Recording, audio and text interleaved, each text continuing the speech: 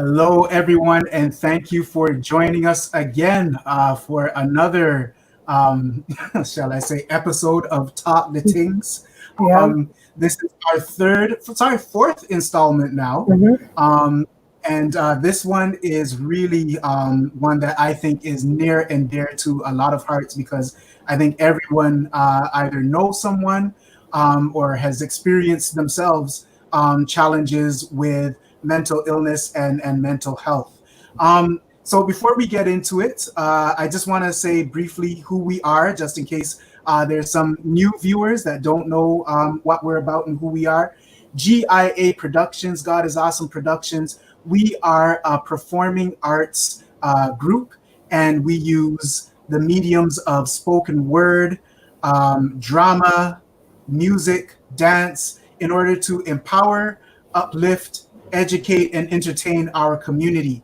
We have had the opportunity to present dramatic productions in the Toronto Fringe Festival. We have also held our own dramatic productions at the Toronto Sandbox Theatre downtown. We have also performed in numerous schools in both the Catholic District School Board as well as the Toronto Public School Board. We have been a part of the Toronto Public Library's Black History Month celebrations. We've performed in churches, community centers throughout the GTA. GIA, this is what we do, this is who we are. Before I introduce my co-host Camila McLean, or Dr. Camila McLean, I am Greg Burkett, and I'm an educator, a writer, as well as a guidance counselor here in the GTA. And before I go into everything, I just want to set a little bit of a backdrop here. One of the reasons why we've engaged or embarked on this whole series is because of the recent events. When I say recent events, these things have been happening to Black people all along for a very long time. Yes, right? But they've now come to light in a different way. The world's attention has been captured in a different way, particularly because of the death of George Floyd and how it occurred, and the media coverage that ensued. And with that, we've heard all these buzz phrases: systematic racism, white privilege, cultural bias, cultural sensitivity, becoming an ally, all these things that many of us who have been in the struggle for quite some time might have been familiar with before, but these buzz phrases now are becoming part of our household vernacular. And today we're going to be looking at how systemic racism and anti-Black racism in particular impact our mental health in the Black community. I just want to define anti-Black racism really quickly. Anti-Black racism is defined as policies and practices rooted in Canadian institutions such as education, healthcare, and justice that mirror and reinforce beliefs, attitudes, prejudice, stereotyping, and or discrimination towards people of Black African descent. And this expression was created by Dr. Akua Benjamin, a professor at Ryerson University in the social work department. So with mental health and Black Canadians, all the way back in the 1980s, Albert Johnson, he was shot by the police, and it is believed that he had mental health challenges, and the police, the engagement that he had with the police led to his eventual death. And now we come all the way to the young lady in High Park, Regis, and her encounter with the police that eventually led to her death as well. So with mental health and in the Black community, there are a couple of things, a couple of issues. First of all, there's a stigma in our community attached to mental health and mental illness that often leads to a hesitancy to seek support and treatment where mental health or illness is concerned. Then, of course, as I mentioned before, there are problematic encounters between Black people and the police where mental health is concerned. And then finally, and we're going to unpack this in our discussion as well, the idea of post-traumatic slave syndrome, which is the study of how the horrific circumstances of our enslavement has impacted and continues to impact the mental health of the descendants of those who were enslaved for generations. So Dr. Camila McLean, I know that mental health is a passion of yours. If you could just tell us a little bit about your involvement with it. Okay, well, first of all, my name is Dr. Camila McLean, a naturopathic doctor working out of Nature's Touch Naturopathic Clinic in Brampton. And what I do in my clinic is try to preserve people's mental health before they get to the stage of mental illness, because that's two different things. Everyone has different levels of mental health, but there's a point in time where things might be happening long term, where it then becomes an illness. So whether it's dealing with people's day-to-day stress and helping them cope with vitamins, minerals, and also referring when need be to different therapists, that's kind of where I come in. So supporting people in different foods that they eat and different practices that they take part in order to preserve their mental health. And those who do have mental illnesses, supporting them in ways that will help them to flourish, because it's not a death sentence, unlike how it is sometimes with Black people when it comes to dealing with the police. But in general, it's not something that has to be very negative. It's something that you can improve in as well. And you're saying that even the food we eat can impact our mental health. If it can impact your body in any way, shape, or form, it can impact your health as well. So yeah, okay, that's definitely important to know. Definitely. Okay, so without any further ado, because we know that this is going to be a very engaging and very informative dialogue that we're going to have, we're going to start introducing our panelists. And I'm going to start with Lasburn Gordon. Lasburn Gordon. Hello. How you doing? How are you doing, brother? I'm doing good. All right. Good. All right. So a little bit about myself. So I grew up here in Toronto and spent most of my years in more in the lower socioeconomic areas. Part of that is that I've seen a lot of trauma, seeing people do a number of different things. And as a result, it led me to a pathway of a career in counseling. When I started that pathway, I ended up in Jamaica because I always felt that I've missed areas of myself in terms of growth. And so went there to, seek out my identity and also to understand counseling from a lens, from a Caribbean perspective. Once I did that, I came back and I found myself employed with the Toronto District School Board.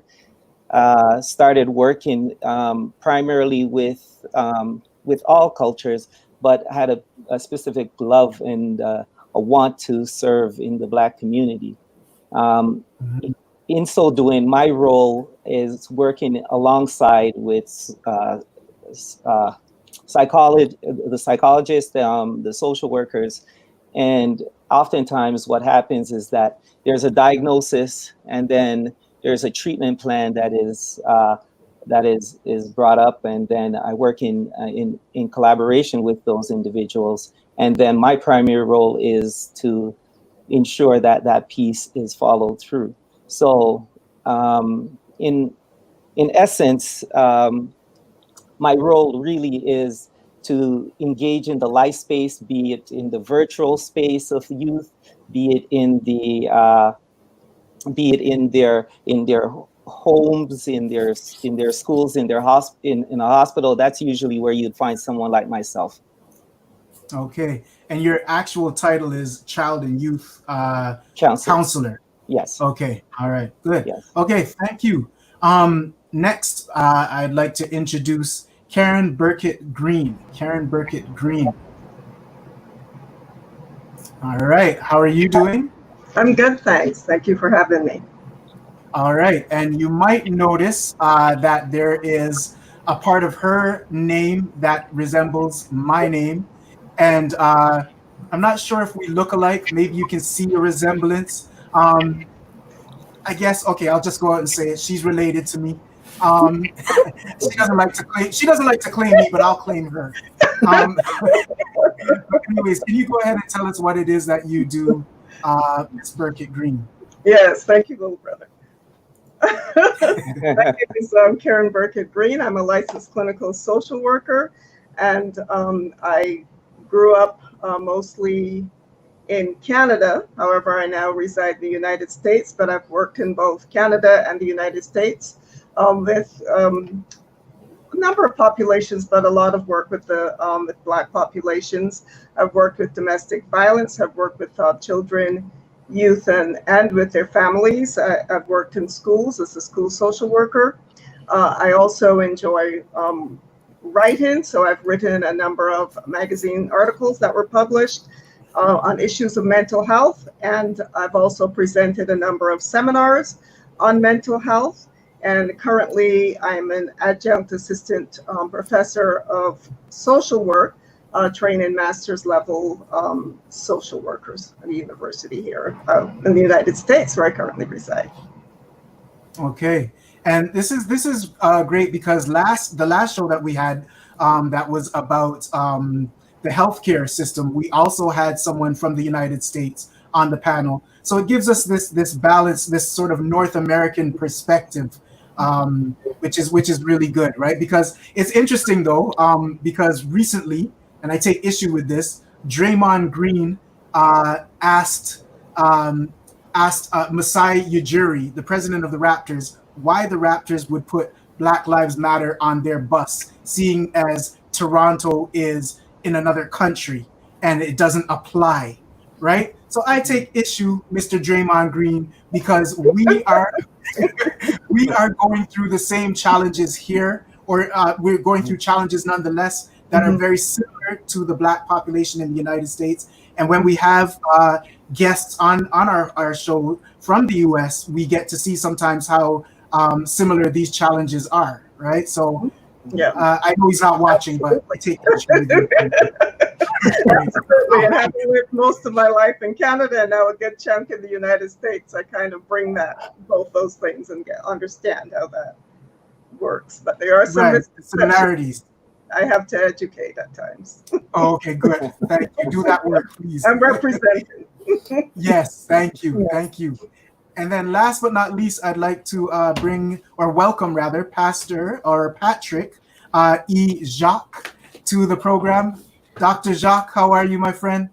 Oh, man, I'm so blessed to be here and to be on this awesome panel and to finally meet Karen after all these years. And I know the rest of your family quite well. Mm-hmm. And my boy Laz. So it's an honor to be here. And I'm a pastor, but I'm also pursuing a degree in clinical psychology. So my schedule is very full, but it's a wonderful journey just being able to see the conversation between both sides, theology and psychology. I went to a Christian school in California called Fuller Theological Seminary, which is was one of the first Christian schools to have an American Psychologically Association accredited program in the United States, which was the highest accreditation in the United States.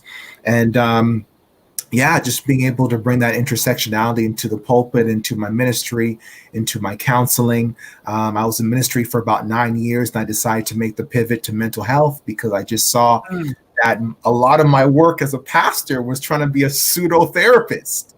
And God blesses, you read books and you try your best, but I definitely felt impressed. I needed some more clinical training. And so I'm a supervised therapist now. I have about 2 more years to complete my clinical psychology degree. So I have little experience compared to Karen and Lasburn. So I'm just looking forward to the rich, the unique diversity in our experiences to this point. Awesome.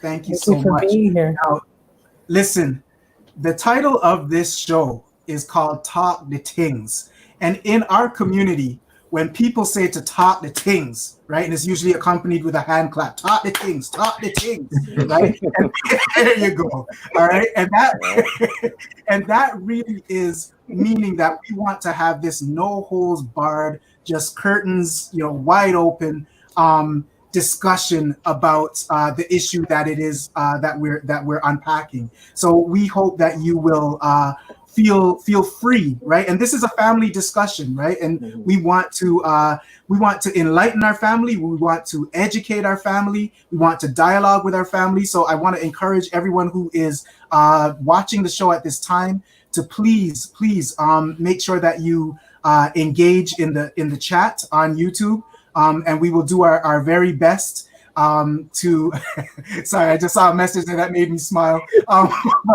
We want to do our very best. Yes, support, right? We want to do our very best to get to the questions that are going to come out of the discussion that takes place in YouTube, and pose some of those questions and comments to our experts on the panel as well.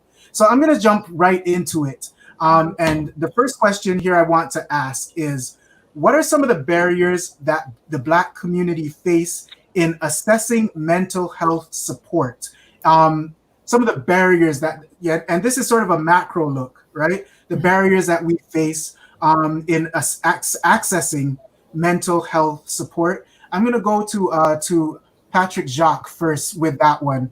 Can you please give us your understanding of some of the barriers that we face as a people?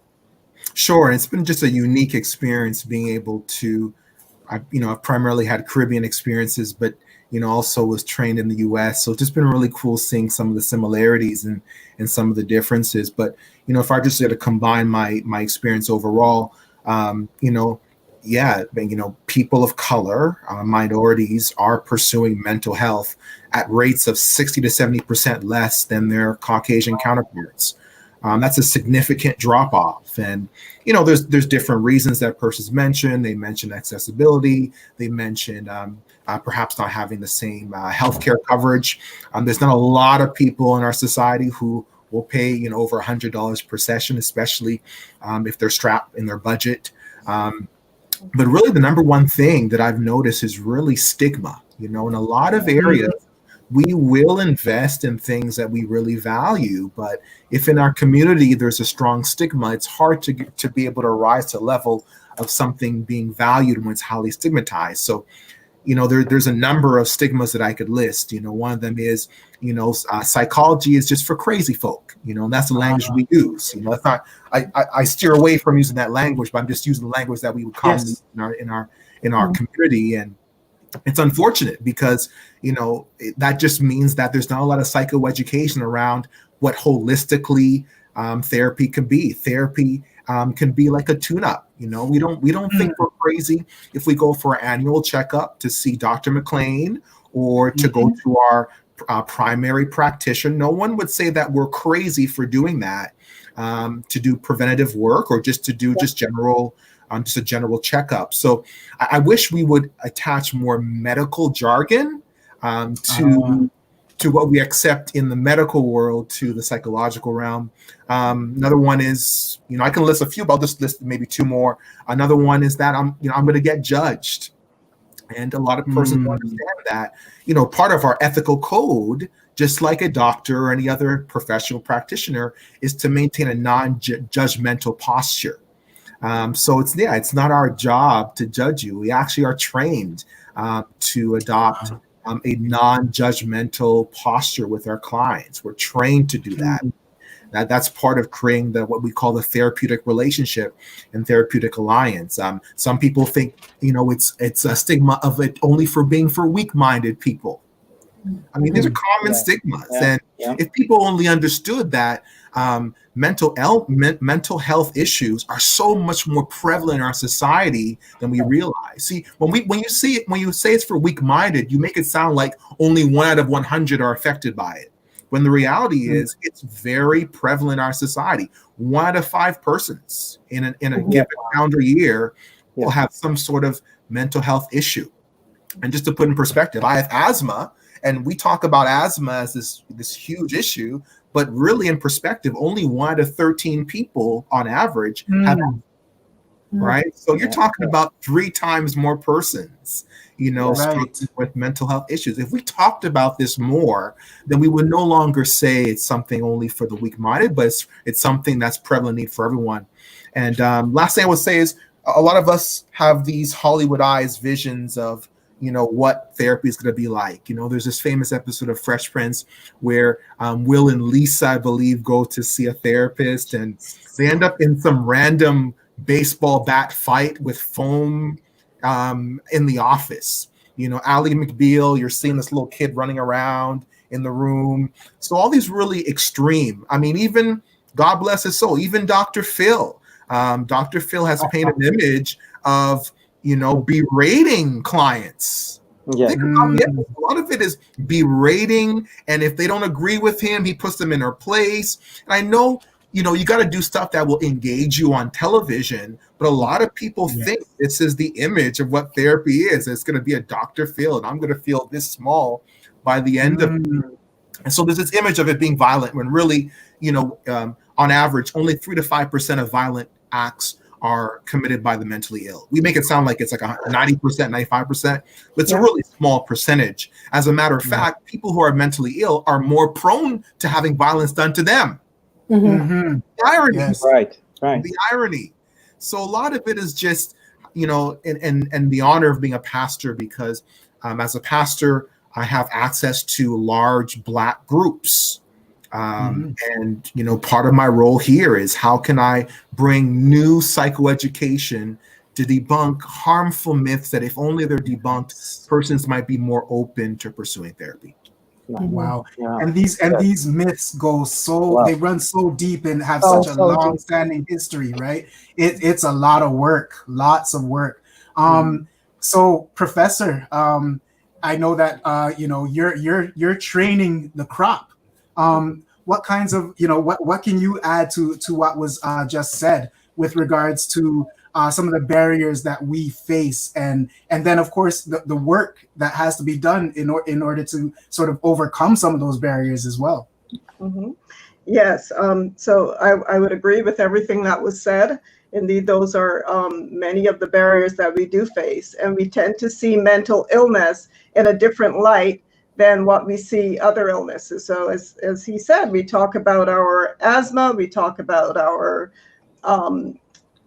diabetes, we talk about our high blood pressure, we talk about all of those things, but yet we see mental illness with the stigma attached to it. And our community has long placed a stigma on mental illness for various reasons. And I think particularly Black males are very much seeking, and our men on the panel are chuckling, any kind of mental health, any help in the area of mental health. Another thing that I would say that would be a barrier would be even the lack of understanding of the symptoms. We don't understand what's happening. And I heard recently someone saying from the Black community, I did not realize I was depressed because I did not have suicidal ideation.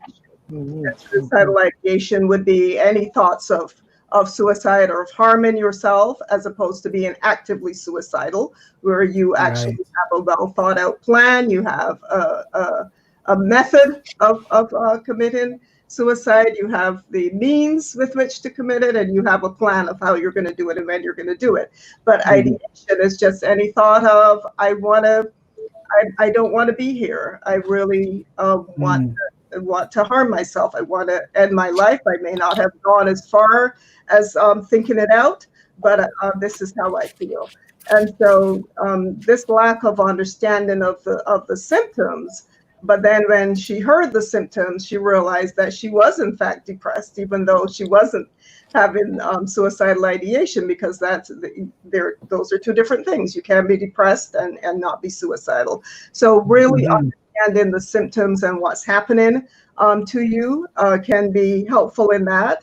I also would like to say another barrier might even be our spiritual beliefs. That sometimes that, and spirituality is high in our community. And a number of people in the Black community espouse to the Christian faith, as do I. And I think it's a wonderful thing. But when we think that in our Christian faith, we cannot be depressed, or we cannot have any kind of, mental illness, then that kind of provides a barrier as well. But even if I may bring in the Christian faith for those who are listening, when we look at it, we can see that, many times people were depressed. Jesus himself was in a deep state, emotional, mental state in the garden. and he was about facing crucifixion. We think of Elijah being very depressed and hiding away in a cave. And so these are all things that are quite, so that that depression and other mental health conditions does not make you less of a Christian. So we want to clear that myth up. Another barrier also could be the dominant culture's view of mental illness in people of color and Black people, that they may see us in a different way, and that we are actually more likely to be diagnosed with some serious psychosis with the same symptoms as someone, in the white race.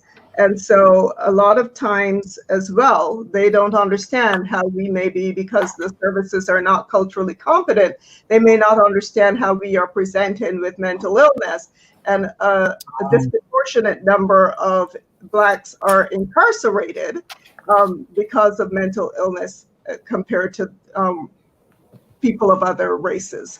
And so because you're saying that our mental illness is often criminalized. Yes, absolutely. And so it's not understood. And so this happens quite a bit. Another barrier might be also the cultural, the service provider not being able to provide services that are culturally competent. Meaning that they understand culturally, what it means for people of color to speak in a certain way or to exhibit certain behaviors. For example, some communities may talk about seeing spirits, and that may be quite acceptable within their culture, that's how they speak. But then another, community, for example, from white perspective, if you're seeing spirits, that's considered some type of psychosis. And so you have to understand that if the services being provided are not culturally competent, then those on the receiving end may be misdiagnosed, may be misconstrued in many different ways. And that provides a barrier as well. Okay. All right. Thank you. And, I want to jump to Lasburn quickly, because you you're mostly working with youth and with individuals under the age of 19. What are some of the barriers that you're seeing that they face, Black youth face, with regards to mental health? Okay, well, for me, what I see is that for years of where students have either been misdiagnosed or underdiagnosed or presumed that the behaviors that they exhibit are not necessarily attributed to mental health, but in fact, it's looked at maybe even seen as just something that the black males might exhibit as a part of something that's customary. What happens oftentimes is when youth get to a stage where in the high school and those scenarios are brought up, what happens is it's either the criminal system that ends up getting involved with them, and then there's mental health situation or services that are presented. The problem with that, so the intersection between when they get the services is from a deficit point of view. So, and when things have gone to a point where it's big, it's blown up, that's when it's either the hospital and intensive treatment is required. But before that, it wasn't necessarily intensive. It was just something like Pastor Jacques was saying, is that they needed a tune-up, they needed the assistance, but that assistance wasn't there. It was sideswiped, swept under the carpet until it gets to the point where now they've got to deal with it. Wow. So listen, I'm seeing a number of questions. One of the questions coming out of the chat on YouTube there is, what are the signs of depression? How do you know? Because Professor Karen had mentioned, right, that this individual didn't know, right? So what are some of the symptoms I'm gonna go back to you, Pastor Jacques, with regard to some of the symptoms, and then I'm gonna go to you, Professor. Go ahead. Sure. So, generally, from a psychological lens, or even just general, practitioners, for major depressive disorder, we normally look at it from a few domains, mental and behavioral.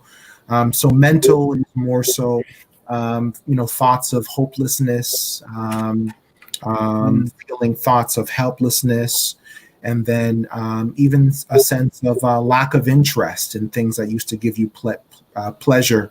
Behavioral is more so what those thoughts lead to. So it leads to you being more isolated, more withdrawn, not being able to sleep, lower appetite, and so forth. And typically, we when we're doing an assessment, we determine, okay, have they been exhibiting a decent number of these symptoms for at least 5 days, and 5 days to more than 2 weeks. And that would be enough based on our primary manual, the DSM-5, to classify someone as clinically depressed. There are some tools that we can use as well, which can also help confirm. But if we were just to do it by a verbal symptoms questionnaire, those are some of the key symptoms to look out for. Awesome. And you notice from that list, I didn't mention suicidal ideation, as Karen mentioned. Yes, absolutely. Okay. Absolutely. Although it can lead to that, yes, but that does not have to be on the list to qualify you as being depressed. I think Pastor Jacques gave a very good list there. Excessive guilt can also be added to that, feelings of worthlessness. People even feel physical things like muscle tension and pain. Withdrawing from family and friends is also a sign of depression. It could be restlessness. You can be easily on edge. You can be worrying excessively. There are a number of symptoms that we would look at to classify. And even just getting in there a little bit, sleeping, I know that's one big thing that people will come in and say, oh, I'm just tired all the time. Nothing that I can do to I'll sleep 10 hours and 12 hours. And granted, that can be some other sort of condition, right? So you look at women and iron deficiency and thyroid disorders and all this type of thing. But at the same time, that's also a symptom of depression as well. And ability to sleep or sleeping. Sleeping too much, either extreme. And Camille, I'm so grateful for you to bring that up, because something that my school drilled into me that oftentimes we don't think about is one of the first things I was trained as a student therapist was to encourage clients who may be showing signs of depression to ask them when's the last time they had a medical checkup, to determine whether there might be some biological causes. And you can imagine how many therapists have spent a lot of time addressing what they thought was exclusively a psychological issue, but really was compounded by, thyroidism or, low blood sugar, many things that weren't even diagnosed in the person yet that compounded that sense of fatigue and listlessness and so forth. So very important to do a holistic assessment, even as a mental health worker.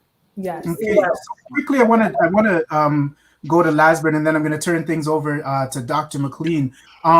So Lasburn, with regards to these symptoms that we're hearing, for a young person, what would you recommend? Like, how soon would you recommend that they start to seek help once some of these symptoms are starting to manifest? So what I do know is that depression is one of those symptoms that is often underdiagnosed. Because it camouflages itself in so many different areas. What generally in a school environment, it's important that they have a caring adult that is attached to that individual. And if the student doesn't feel as though they have those individuals in their life, it's easy for them to become truant. It's easy for them to become under the radar. And that's when those symptoms can then lead to other depressive states. and which leads to other things. So I think it's immediate. I think it's, confiding with those individuals, and those individuals that are in their life to pay attention to when things have changed with the young person. Maybe perhaps they were engaged in the sports, but now they've become reclusive. Perhaps Right. their habits have changed in terms of what they were engaged in, what they are not engaged, and you generally can tell that the path in which they were once traveling, there's a change. Yes. And so if they Yes. have someone that is aware and interested, then it's important that that person also helps, but it's also for that person as well, if they have the fortitude or the mental fortitude to seek the assistance. Right. And I see that so often as a guidance counselor in grade 9. The kid is attending all the time and doing well and achieving a certain level of marks. And then, grade 11, all of a sudden things start to shift. And those are immediate alarm bells for us, Right. With regards to, the mental state of the student.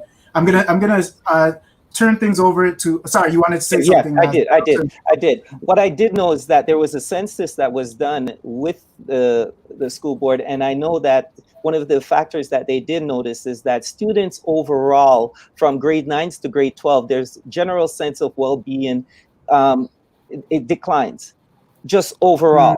So Okay, imagine, just period, right? Yeah. Period. So then you contribute that, you put that along with students that have other maybe lower socioeconomic stuff, racialized individuals. So compounded, that becomes like it's a powder keg for individuals that are in those situations. So I just want to toss that out. Nice. Thank you. Okay. Go ahead, Dr. McLean. We're moving on. You don't have to call me that. We're moving on. I must. So, throwing this out to everyone, do you believe that the Black community has experienced historical trauma that still impacts the community today? And what does it look like? I'm going to start with Professor Karen Burkett Green. You don't have to. Should I say you don't have to? Yes. But you may if you want to. Yeah, so I think historically our community has experienced a lot of things that still impact us today. We have gone through the whole thing of slavery, and that has brought on and still continues to generationally bring on a lot of issues for us as far as mental health is concerned. We were taught, and it was even believed, that we were subhuman, and therefore we did not experience anxiety. We did not experience depression. Those things we were not allowed to feel. We had to continue going. And then even after slavery, we became laborers and sharecroppers and domestic workers. And we didn't have time, or were not permitted to feel, I need a day because I'm feeling depressed, or I'm having any of those issues that are happening. And those were not ascribed to us, because this is what we were thought of. As a matter of fact, historically, there were a couple of mental disorders that we did have as slaves. And I'm looking down here because I have to read it. It's hard to remember, but it's one was drapetomania, and that was characterized by only one symptom, and that was the uncontrollable urge to escape slavery. So if you can imagine that being a mental disorder that was ascribed to the slaves, you're mentally ill if you want to escape slavery. The other one was Dysarthria Ethiopia.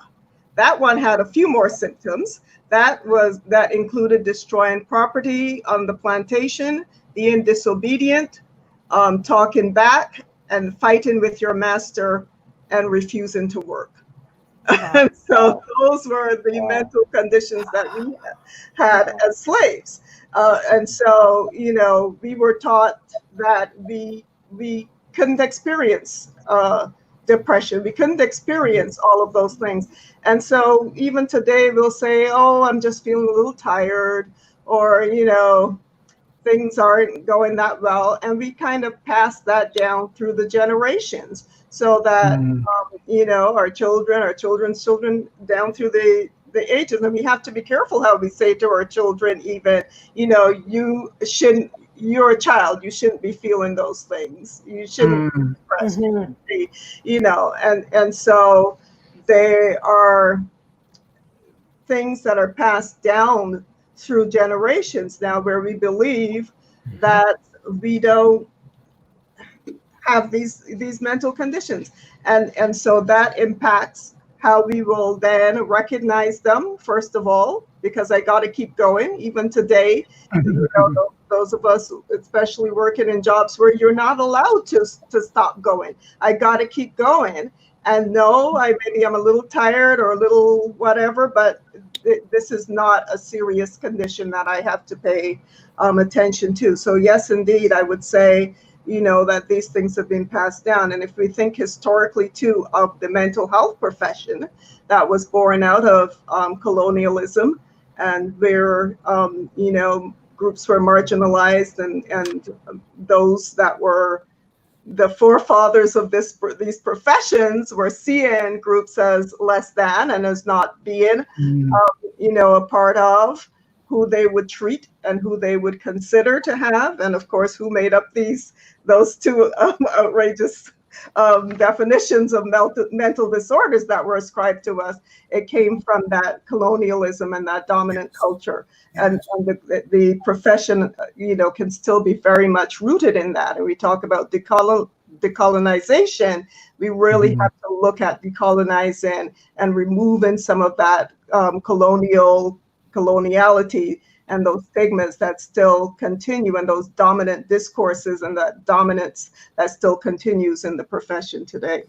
Yeah, I agree. Yeah. Just to add to that, like, even I know people feel guilty when they feel tired, when they relax. I think that's also been passed on, where those things could help preserve your mental health, and that's your body kind of telling you, like, slow down. There's a level of guilt that is felt when people do those things to help preserve themselves. Self-care is very foreign to us as a people.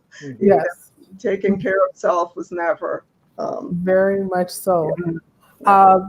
Pastor Jacques, passing it on to you. The historical trauma that still impacts the Black community today, and what does it look like?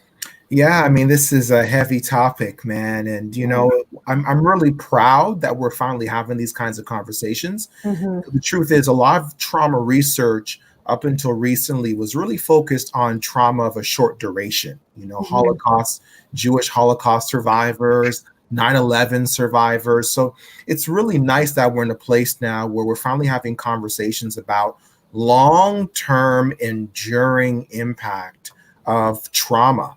It's one thing to have trauma that transpires like a hurricane for one day, but you can imagine for 300 to 400 years, and it's every day and it's incessant. So, so we're having this conversation now, and then also there's a lot more conversation about the power of epigenetics, so the fact that this idea of transgenerational trauma passed through your genes, it's a major area of conversation. So finally this is getting the prime time attention that it deserves. So yeah, I mean, Joy DeGruy's book, post-traumatic slave syndrome, PTSS, she has a classic example of, there are ways that persons of color, Black persons of African Canadian ancestry, it was adapted. That's the book. That book is gold. That book is gold. That's in my top 5 of all time when it comes to Afro-Black topics. There's this conversation about how, for example, and Joy DeGruy uses this example that, on the slave plantation, the slave masters starts looking at your daughter a little funny. And as a way to demean her, the mother just says, oh, she's no good. She ain't nothing special. She's not coming along very well. And on the plantation, that was protective. It was protective so that the slave master, he'll view her as denigrated and not worthy of becoming one of his next slave victims or one of his new fancy victims on the plantation. So she talks about how that gets transplanted years later, generations later, where there's a lot of parents who you go to the white parents and you say, how's Bobby doing? And oh, he's doing this. But you go to a black mom and sometimes you'll say, oh, he ain't doing anything well. He's not doing anything special. The other day he did this, that. But still in that, there's mentioning of his accomplishments. And you go to a lot of black women and you ask them, well, is this mom proud of her son? And they'd all say, yeah, of course they're proud of their son. But how's that being conveyed? How's that being communicated? So these as you asked, Camila, it's these maladaptive habits that are being continued, and that's really what PTSD is about. PTSD is essentially, hypervigilance. It's avoidance. It's intrusive memories that are continuing even when you're no longer in that environment. So you avoid the emotional triggers. You still have the intrusive memories. You're still hyper vigilant. And you can imagine in war, hypervigilance is so important. Every sound, every noise can be life or death. But you begin to transmit that. I mean, we have research now about the fact that, stress causes higher cortisol in your bloodstream. And And we're learning. It's amazing. We have science now that's showing that cortisol can be passed through the placenta onto the child. So you're having these children with elevated levels of cortisol, which is a stress hormone, and not being able to turn that off can result in a lot of health disparities that take place amongst persons that tend to be more stressed in our society. I did a research a couple of years ago at my school. My school is predominantly Caucasian European, so I was permitted to do a directed study specifically for 1 quarter on Caribbean psychology and Caribbean theology.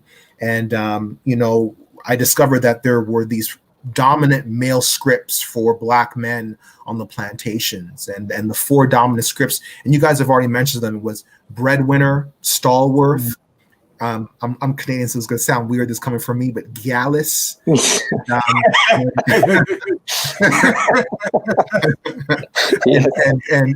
and rude boy. Right? These are 4 dominant male scripts, and so breadwinner, the black slave was just valued. The black male slave just valued by his work ethic and what he's able to contribute. So you can imagine how that's led to a lot of Black men just being workaholics to the detriment of their health. And this idea of taking a break will then, their fear of being depicted as lazy or, just eating fried chicken and watermelon all day, as was many depicted in blackface theater. Stalwart. Stalwart is this idea that you're valued by your courage. So you can imagine if you're valued by your courage, emotional constriction ends up being something unfortunate that you value on the dark side. Gallus, this idea that there were perks for Black men who could spread their seed across the planet, especially if they have the physical attributes that caught the eye of a slave master. You can imagine the benefits were you'd be favored over the other slaves. You get some benefits of their slaves because you were the baby maker on the plantation. So you can master wouldn't have to go out and buy a slave because you would replenish his stock. And remember, I mean, you're a better historian than I am. The slave trade was technically abolished in 1808. But the Emancipation Proclamation isn't until 1865. So you have about 60 years where you still need to continue to fuel the fire. So it needs to come from what's going to be. If it's not going to come from overseas anymore, you have 60 years to try to produce it on your own. So this idea of sexual prowess, and you have to imagine that, the male whose family is being stripped away from him, his wife is being taken from him, she's being raped in front of him, he can't stand up. If he stand up, it's going to be very punitive. So it's creating almost this inability to be attached to your family. You're very disconnected as a father to your children.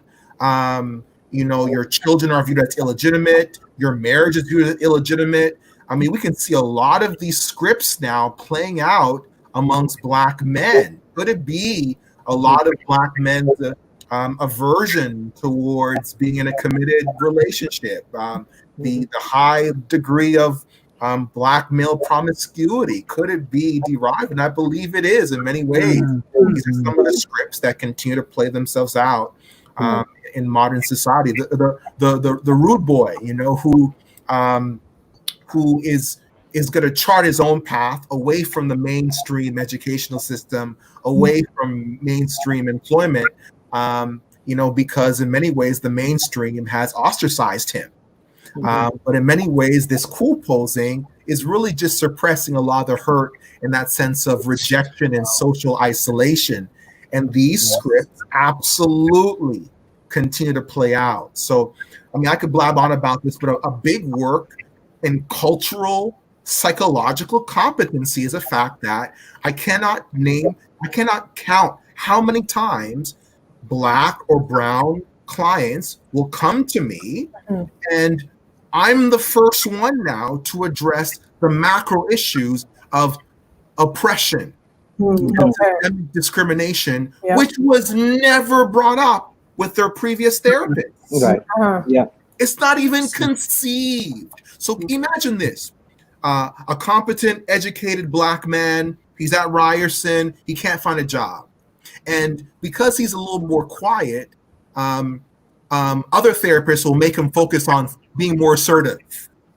So this focus on individual variables, which in many ways is deepening the person's shame, as opposed to addressing systemic issues such as, the fact that your name is that, or when you come into the office, the chances of you getting that job statistically has gone down. And there's many studies about that. But if that's never brought up in therapy prior, all it is individual level blaming, and it's not taking into factors the reality of racism, anti-Black racism, and systemic oppression in our society. It's important.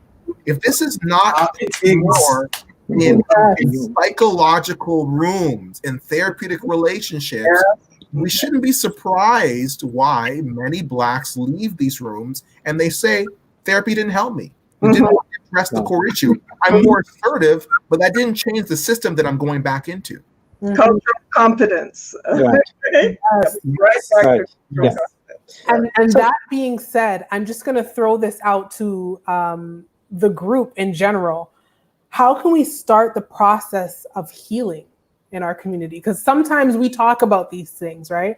But then the next steps aren't being talked about. We just talk about the issue. So I just wanted to jump in right there. Okay. So Pastor Jacques, I think you mentioned something about just racial trauma itself. Is that listed as one of the concerns in the DSM? Is that a diagnosis? Is that a disorder? Not at all. Okay, so then you have therapists that are being trained to go out and not recognize these pieces. 100%. So then so I think that's where we need to go. Yeah. And you're poised in that position. You're able to have that discussion.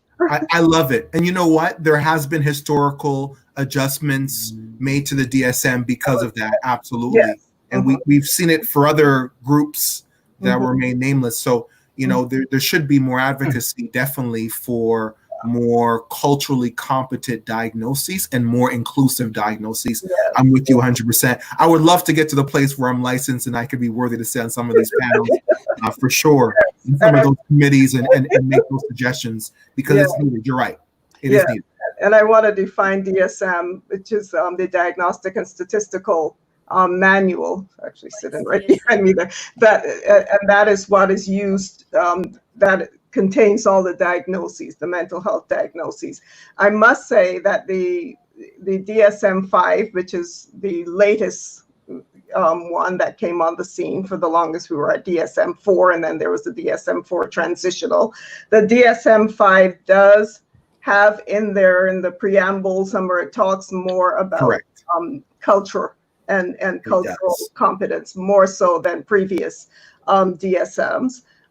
It is not listed as a disorder. However, I'm not sure if it should be, but I'm glad to see that at least it's a step in that direction. But I think there is still a lot of work to be done, and that I think people are still not very much mindful, especially among the dominant culture, of the importance of culture and that cultural competence piece when they are treated, because that was a very good example that Pastor John gave. I'm teaching you to be assertive. I'm teaching you all, but I've not gotten into that that cultural piece. And yes, so at least it is being mentioned, and we're hearing more conversation, but there is need for much more. And I think talking is good. I think forums such as this and beginning to talk at home, getting back to Dr. McLean's question about what can we do, to talk at home, too, with our families, to normalize among us and among ourselves mental health concerns, and to not just push them aside, and to not just not want to hear if someone says, I'm feeling a little bit depressed. Oh, you'll be all right. Just oh, forget it, girl. Let's just talk. Let's just laugh. Let's just dance, whatever, sing. No, or pray about it. No, tell me how you're feeling. Talk to me a bit more about your depression, and be okay. When we ask people how are they doing, really want to know how they're doing. Yes. And Yeah. talk about it, but, not just oh, doing good, or any of the other cliches that we use. And being open to having these discussions and really hearing and helping. So if somebody comes to you and they're saying all the buzzwords, like, I'm been sad over these past couple months, I've been tired, I just don't feel like doing anything, all of this stuff that essentially is a diagnosis of depression, or we've only talked about depression, but we haven't talked about anxiety or schizophrenia or any of these other types of diagnoses that are out there. But what if somebody doesn't want to get that help? And I know that's something that is prevalent as well. Like, hey, you should talk to someone, or you should do this, or you do have an addiction problem, or how do you, and I know the answer, but I want to hear from the experts. How do you get somebody to get help? It's exponentially harder. I mean, you guys know from experience, Laz and Karen, sometimes in school we try to be slick, and we'll try our best to come up with like the pieces of the pie of what makes therapy successful. And there's really mainly 5 pieces of the pie. Therapeutic relationship is considered. I'm going to quantify it based on what I've read in literature, but it's not always this. But about 15% is therapeutic relationship. 15% is hope and optimism. 15% is creating non-judgmental atmosphere. But the biggest piece of the pie, about 40%, based on research in therapy, is the individual's motivation. And it may come from different sources. It doesn't mean that after a few sessions with you, maybe the need does rise to a great degree. But, to answer your question as honestly as possible, the most challenging clients are the ones that are just not motivated to do the work. And sometimes you have to release that. And that's how it is in every profession. As I know, we have educators on this. Dr. McClay, I know you're a naturopath, and you can suggest a meal plan, and that person is right on the border of being diabetic, and they need to cut back on that sugar. But there may be some underlying, for them, it's a source of comfort food, but it's going to lead to so many other issues later on. So it's difficult. And I'm just praying and hoping, just speaking for me, is that I'm hoping that as a pastor, that there are things that I'm modeling that can maybe change that. So for example, I have no issues telling publicly to my church, and some of them are viewing now, that I've gone through therapy. you know, and it's been a blessing for me. Just hearing that from a Black man perhaps can elevate the value in my congregation. What I've been doing this past year, for those that are plugged into my church, I've been bringing in different therapists just to expose persons to the fact that, I believe that we're coming kind of full circle. A lot of the lack of motivation, oftentimes, Karen Lasburn, I think you guys would agree, is coming from deep-rooted stigmas. They don't even realize is choking out the life from their motivation. You know, for crazy people, it's, you know, this is, you know, I don't need this, I'm weak-minded. If I do this, I'm weak. And, you know, so my hope is if they can get positive messages from other sources beyond the therapeutic moment, then perhaps they might be more motivated in the future to maximize that therapeutic moment. Yeah, because we really can't push people into doing what they don't want to do. And we talk about stages of readiness for change. People can be at pre-contemplation.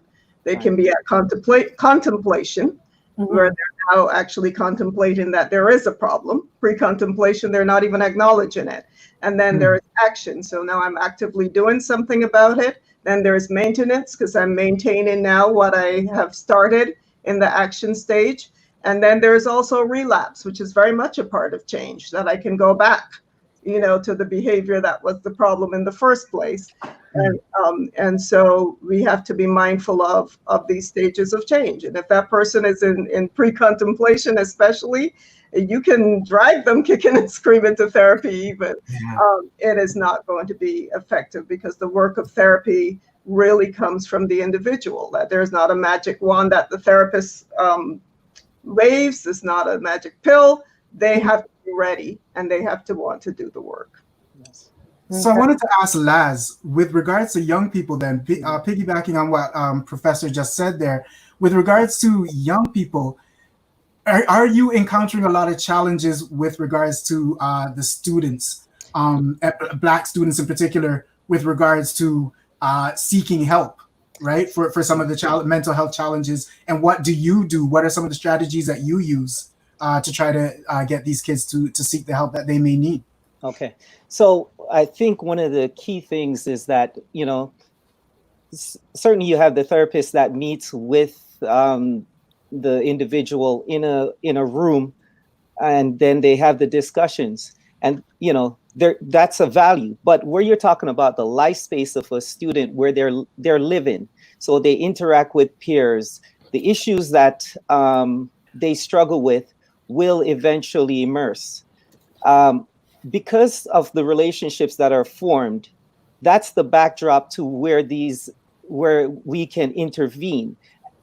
And I think this is where the difference is that we're moment by moment in the space of the student, engaging when the time is necessary, and also planning when the time isn't necessary. So it could be going to watch a basketball game and just high-fiving and give them a dabs. That's when relationships are being formed. It serves later on for when those conversations can happen, and where they will be willing. So there's more opportunities for that engagement, especially when you have a student that is difficult. So you can't take them where they don't want to go, but you can meet their needs in that moment, wherever that is. It could be that they need the attention. It could be that somebody needs to take a special interest in them, and then they're going to see value because they see that you value them.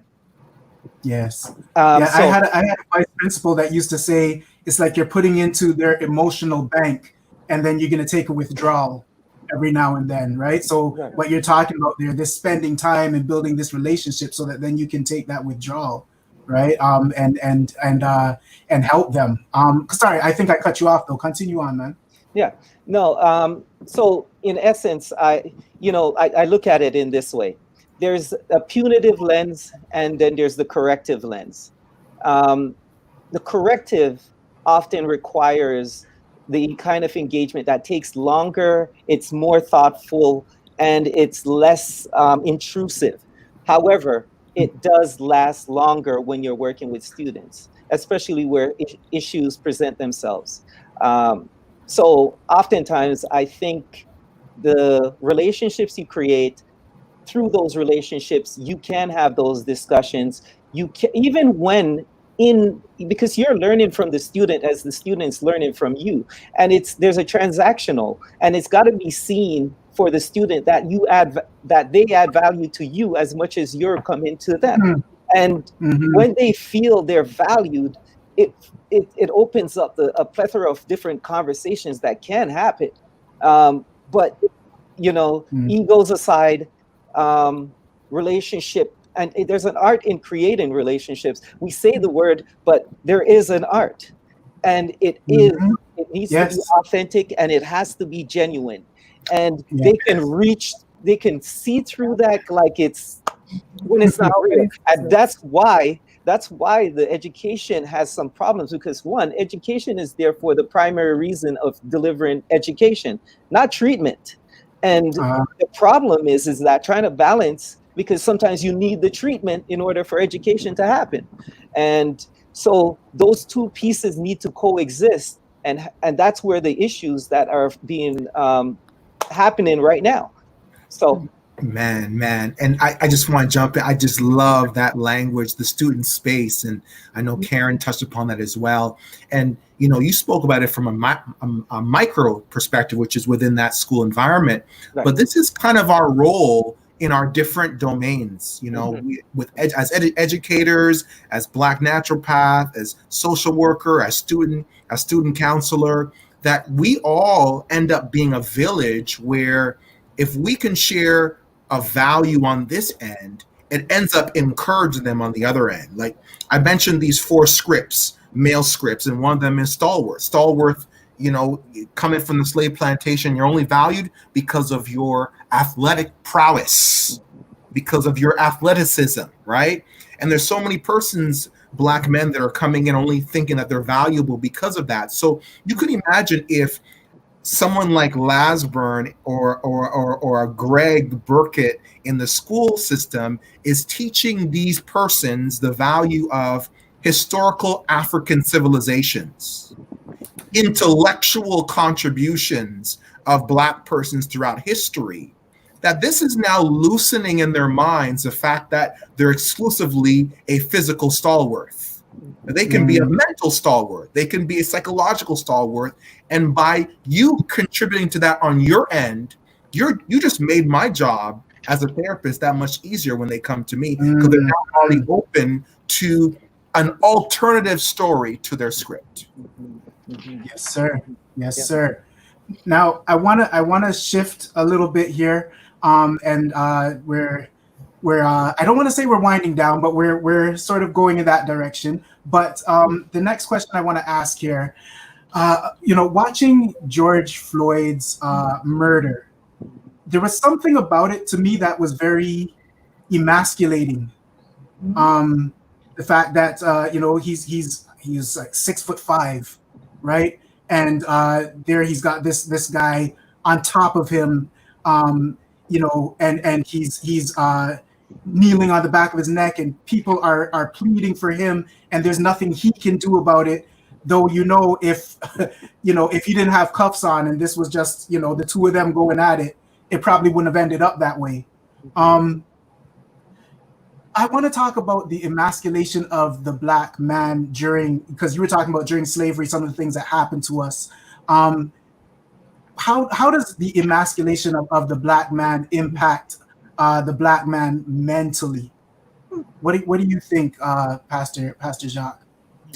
I mean, it's a form of neo-contemporary slavery. I mean, it's just really, it ties into the previous question. It just really keeps these scripts of the demasculinized male at the forefront. And, you can imagine with ongoing systemic oppression, you can imagine the sense of communal rejection, the idea of not being valued.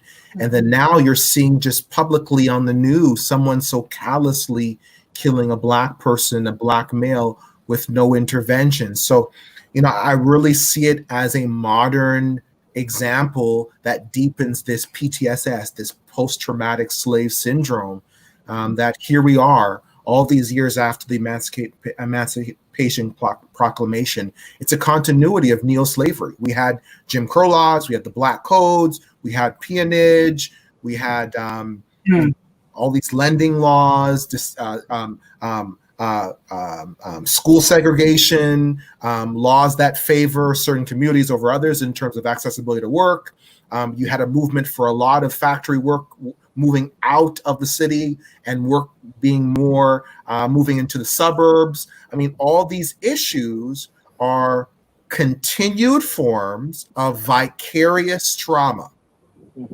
We don't talk enough about vicarious trauma. Yeah, define that. Yes. Yeah, we make trauma sound like it's only something directly experienced. But even in our heralded DSM, which we've mentioned a few times, the DSM talks about the impact. And I'm glad that it's made those improvements of vicarious trauma, which is essentially, though you were not there, you experience it as though you were. And that's why trauma is very subjective. And that's why I want to jump on what you said right there, because to me, when I'm watching what happened to George Floyd, and I'm gonna ask you, Laz, how you felt. It felt like my role as protector was now compromised.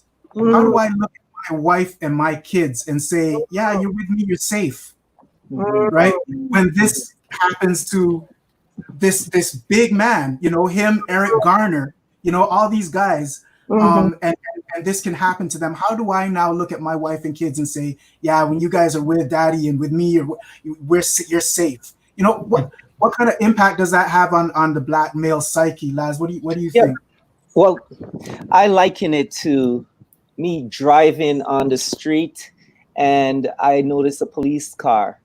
I don't know why it is. Everything is good. But why do I get this sensation? Yes, sir.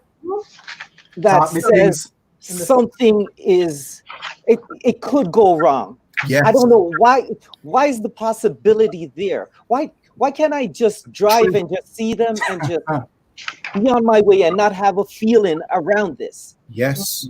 Sir. And so then that's where I start to think that obviously there is something inherent or in me that basically says I'm not safe because of their presence.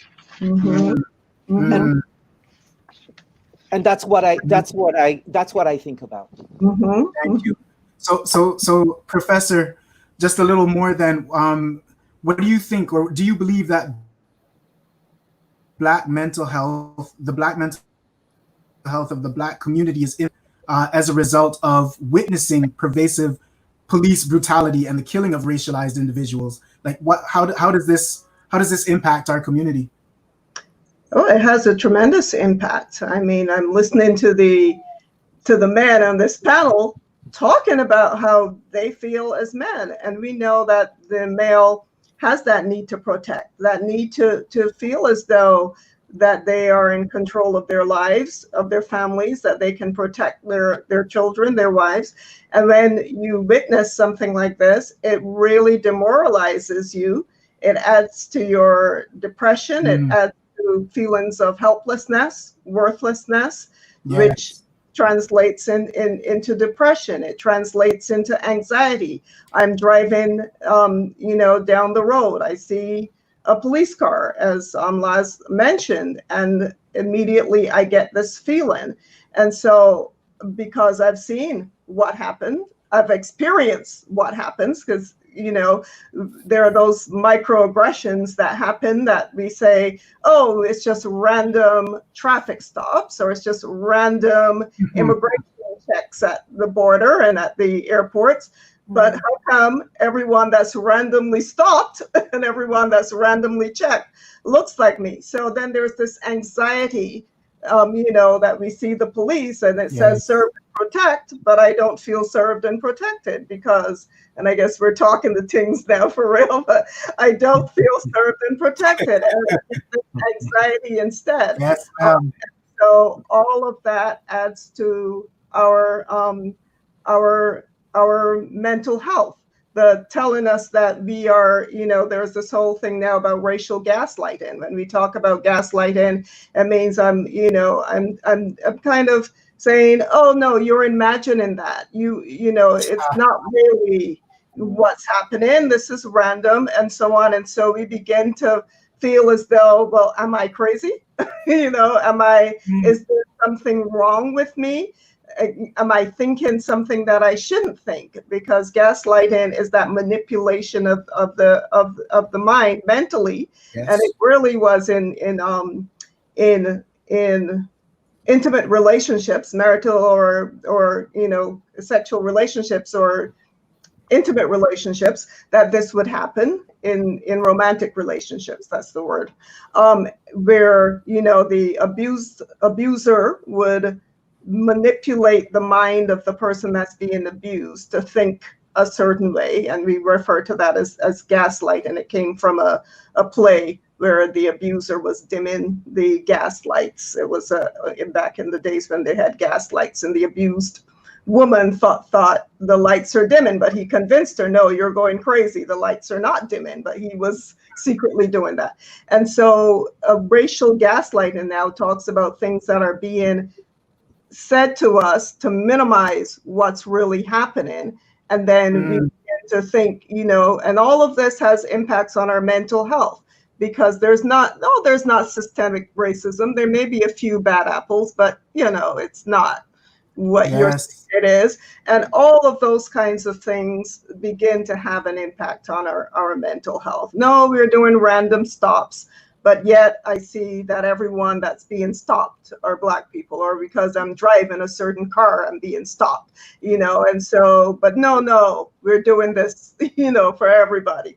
And so all of that has an impact. Yes, it increases our anxiety, it increases depression, it increases a number of things for us, or feelings of insecurity. Yeah. And I just wanted to add on there, there's a lot of times, I know we've spoken about Black men, and a lot of times that is the focus. There's sometimes when Black women also do get traumatized because they do see these things that are happening online multiple times. And then if you noticed, after all the protests and all of that started, there was a slew of Black women getting abused by Black men that was being repeated online. And there was a big call for Black men to kind of support Black women. So sometimes we see these things and we want to support our brothers, and we do. A lot of times Black women are in the forefront. Even the women who coined the term Black Lives Matter, they're women. But sometimes we aren't protected in the same way. And I know that's a whole different conversation. Yes. But there's definitely some intersectionality, and I need to get the actual resource so that we can put it up on the woman who actually coined that term, talking about the number of Black women who have also been killed by the police, but it's not necessarily spoken about. It's a very powerful talk about it. So it's almost like you feel invisible, which also affects your mental health. Absolutely. And you're absolutely right about that, Camila, that there are a number of Black women who are also being killed by the police. And then when you talk about this abuse and that feeling of powerlessness, and that need to somehow assert power over somebody, and a lot of times women end up being victim of that too. So we can go into powerlessness and power and control. And all of that would, as you said, would be a whole other conversation. Yes, men and appetites on that one. Yes, exactly. As Greg said before, we're just trying to wind down a little bit. What is the connection, do you find, between societal equity issues and the mental health challenges that the Black community encounters? What is that connection? And what connections can be made for us to help? So you can start with the first part. You say societal. Anybody? Yeah. What are the societal equity issues? What are the connections, between the societal equity issues and the mental health challenges that the Black community faces? Yeah. Start with that. That is a huge one, because I think if I can start, and I know others will add, I think, a lot of times it's not equitable for us. Our housing is not equitable, or access to self-care, or to healthcare, or access to mental health care, because in Canada, OHIP in Ontario does not cover mental health care unless you're seeing a psychiatrist who mainly does medication and medication management, but therapy costs, and unless you have private insurance, it's going to have to come out of pocket. We do not have access to education at times, the best education. Sometimes we're in communities where schooling is not up to par, substandard, or we don't have access to post-secondary education. And so access for us and it being denied us has a really, it really has an impact then on us and on our mental health, and that we don't have access even then to the mental health services that would address this for us. So equity is still a huge issue. Yeah. Yes. When I think about the equity factor and looking at how, students are, just people in the Black community in general, we always sold ourselves the narrative that we have to work, 100 times more than our contemporaries in order to be able to be successful. And somewhat that made it, we've normalized it in our community as accepted as that's what it needs to be, which means that when we start this life and we're going through school, the narrative in our heads already is that you're going to have to do that much more in order to be successful. How defeating is that to a student? How defeating would it be to a person who says, I've got 100 meter that I've got to run, and everyone else has got at least several steps ahead of me, and then we're all going to have to start with the same shot and expect to be just as great as the person in front. It's a narrative that somehow we've accepted, and I'm just wondering, is that, I know it's something to recognize, but I don't know if it's something that we need to accept in our spirit. And I don't know, and maybe you guys could help me out with that one. Yeah, and I'll just add, man, this is a loaded last question. And y'all I'm pretty sure we're probably gonna have to do like a part 2 or something. I don't know. I think so. What I would say is, as a mental health advocate, the greatest thing that I'm trying to bring awareness to both clients and systemically to Black mental health is to create a more contextual assessment of the situation. It could be very disturbing when you look at the compassion that might be shown to a white child and the lack of compassion shown to a Black child. Some of these assessments that will follow these children throughout their academic sojourn. So for this child, oppositional, defiant, but for another child that's not Black, the parents had a divorce and it's a really tough time, and the language is so different. That's an inequity issue.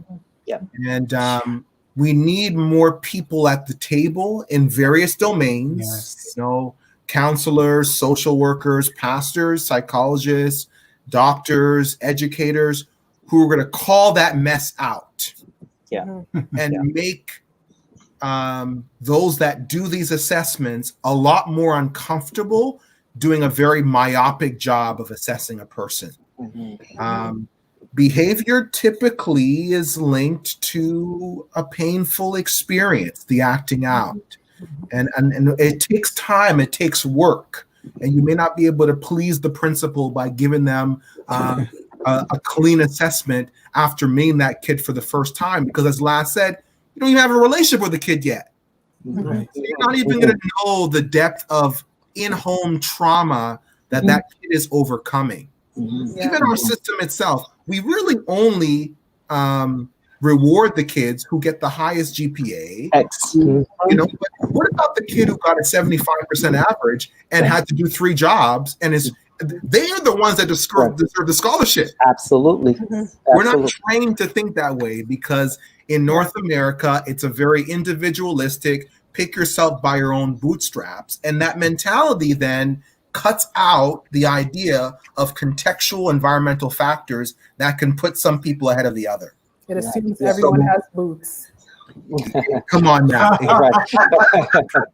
So I believe that one of our greatest roles in the Black community to address inequity is to ensure that we broaden our assessment of persons by taking in environmental factors, which in my estimate are more pervasive and more impactful than individual trait limitations.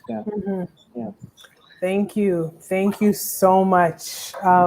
We want to thank everyone for agreeing to participate in this conversation that we had today. From what I've heard, the YouTube comments are going off. Everybody's excited. Definitely, I'm glad that we had this conversation. And Greg, if there's anything else that you wanted to add right now. I just want to join with you in thanking our panelists and thanking everyone who is watching right now. And know also that this program is going to be archived. So if you want to encourage people to come back and watch it, you know, the on-demand viewing, right? So come back and watch it when they can. Please do so. Please share and please also subscribe so that you know when GIA will be having more of these types of forums. Talk the Tingz is just getting heated up, right? You're going to be coming with more. Talk the Tingz, right? Yes, right? So please make sure that you share this with your friends and family because there was a lot of knowledge that was disseminated here, a lot of good information. I think you all saw all of the different helplines and those kinds of things that were brought up on the screen so that individuals needing help or needing support can access those resources as well. Again, make sure that you are following us on Facebook, following us on Instagram, and of course here on YouTube. Make sure that you subscribe. I want to say good night to everyone. God bless, and please do tune in again for more like this. Talk the Tingz, talk the Tingz. All right, take the Tingz. God bless everyone. All right. All right. Bye.